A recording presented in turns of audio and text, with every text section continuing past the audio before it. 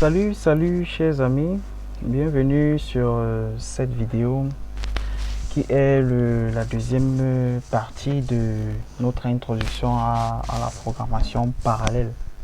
La première qui parlait de l'intérêt même de la programmation parallèle dans l'exécution de nos programmes. Alors, comme je le disais tantôt dans la vidéo précédente, nous verrons dans cette vidéo les approches pour écrire le programme parallèle et par la suite les formes de parallélisation et enfin les problèmes rencontrés dans la parallélisation.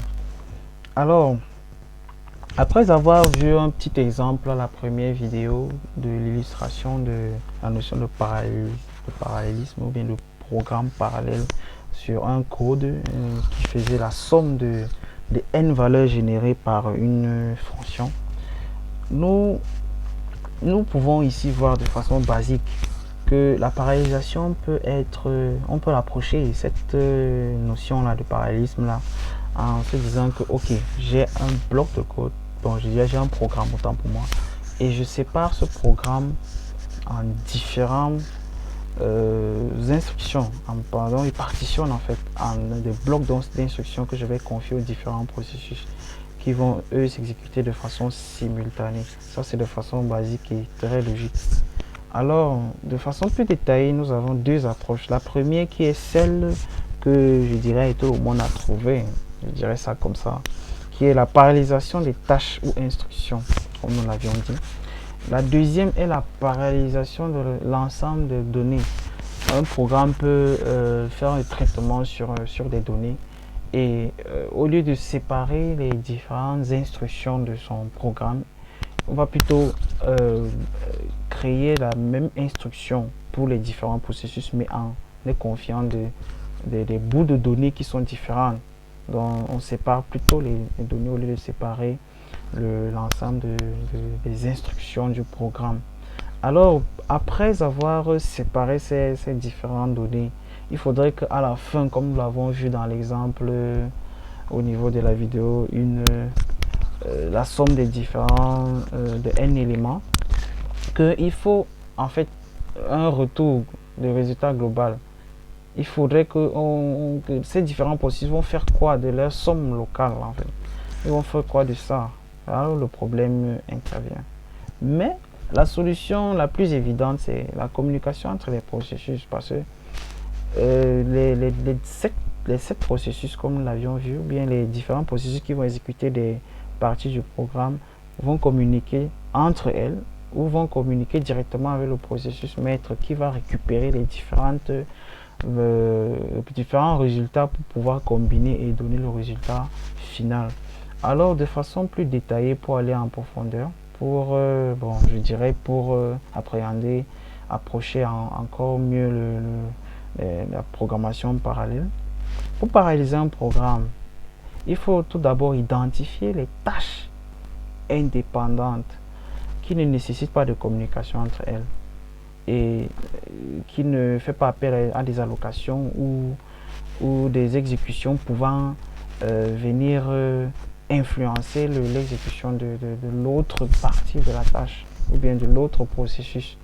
Donc par exemple, la somme de plusieurs valeurs, il ne faudrait pas que le processus 1 ait une instruction qui va venir bloquer le processus 2. Je dis ça comme ça. Alors il faut donc se rassurer que les tâches que nous avons identifiées sont bien évidemment indépendantes d'une part. D'autre part, il faut identifier et regrouper les tâches qui sont en constante communication, les mettre dans un seul processus. Pourquoi? Parce que deux tâches qui sont en constante communication vont s'envoyer des informations, des données, notamment des données en fait. Ils vont s'envoyer des données. Il ne faudrait pas que on ait deux processus qui aient deux tâches qui communiquent de façon intense et que le temps d'envoi des données puisse influencer le rendement de notre résultat, notamment en termes de temps. Surtout quand le volume de données est grand. C'est dans ce cas même on voit réellement la latence quand il faut envoyer un résultat à l'autre processus et lui passe. Pendant ce temps, il attend. Et vous voyez que c'est bloquant. Et c'est pas, ça peut augmenter le temps de réponse. Alors, cette notion d'envoi de données ou bien le traitement parallèle nous fait intervenir aussi deux notions qui sont importantes, notamment la mémoire partagée et mémoire distribuée. Comme nous voyons ici, la mémoire partagée est le fait d'avoir plusieurs cœurs, mais qui partagent la même espace mémoire. Donc ils font tous des allocations sur la même espace mémoire, dont les données sont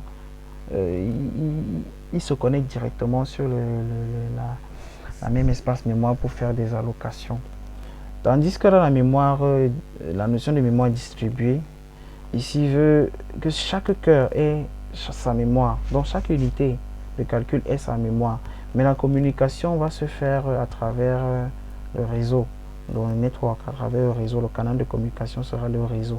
Tandis qu'ici, la communication est directe entre les processus. Mais ici, il va passer par le réseau pour pouvoir communiquer, par exemple, avec le processus 1, le processus 0. On va communiquer avec le processus 1 à travers le network. Et chacun a sa mémoire.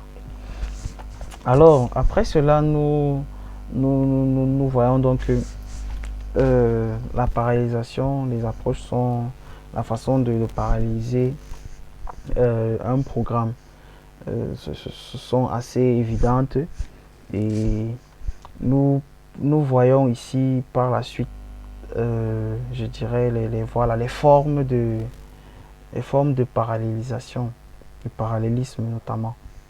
Alors, la première forme ici, c'est le concurrent computing.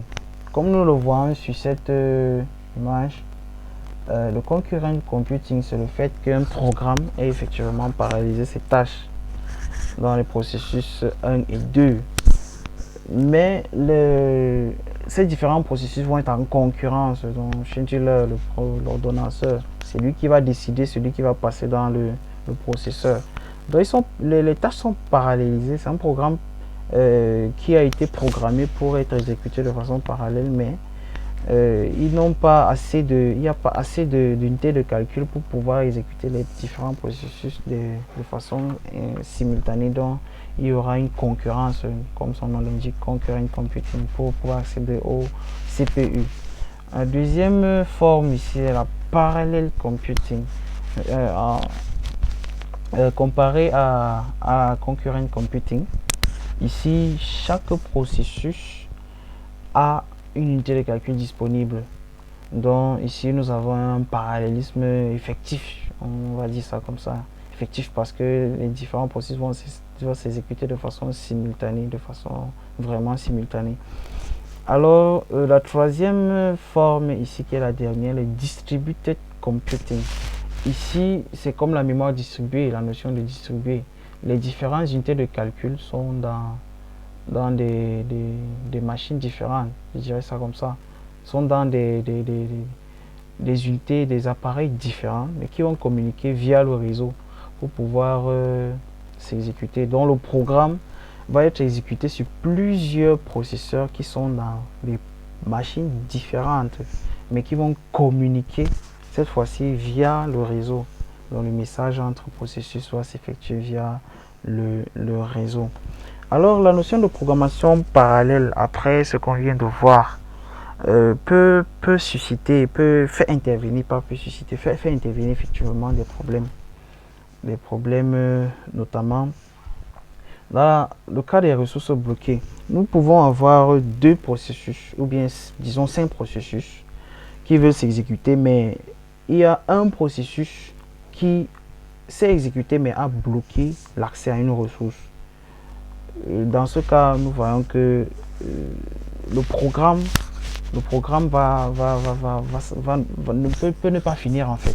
Si nous avons 5 processus qui exécutent le même programme, nous aurons une ressource qui sera bloquée, qui va empêcher la suite de l'exécution du programme.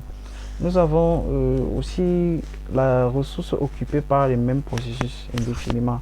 Nous pouvons avoir l'ordonnanceur qui a ses règles de priorité et qui va prioriser le même processus de façon bouclée.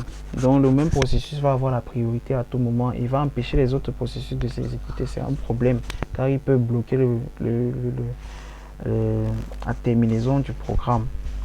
Et nous avons aussi l'utilisation simultanée d'une même ressource. Notamment, on peut prendre ici le cas de la mémoire, les mémoires qui sont partagées. Comment à un instant T, les différents processus veulent accéder à la même information dans la mémoire. Comment ça se passe? Il y a peut avoir problème. Ou alors veulent écrire dans le même fichier au même moment. Peut-être le QC au même endroit, je dirais ça comme ça, et les différents processus veulent écrire au même endroit, que ça pose problème parce qu'on ne peut pas écrire, plusieurs processus ne peuvent pas écrire de façon simultanée au même endroit dans un fichier, ce qui pose problème. Alors, mis à part cela, nous pensons que la programmation parallèle a révolutionné beaucoup a augmenté les temps de calcul qui sont allés de plus en plus en rabais, et ça nous pousse à s'intéresser davantage à cette notion, notamment en allant de façon plus pratique dans l'exécution des programmes, parallélisation des programmes. Ici, nous avons juste présenté un petit aperçu de ce que c'est que le programme parallèle, enfin la programmation parallèle, d'où ça vient et tout. Et en espérant que cette vidéo vous a plu et vous a permis d'appréhender cette notion, abonnez-vous et likez cette vidéo, ça serait d'une grande utilité. Merci et à bientôt.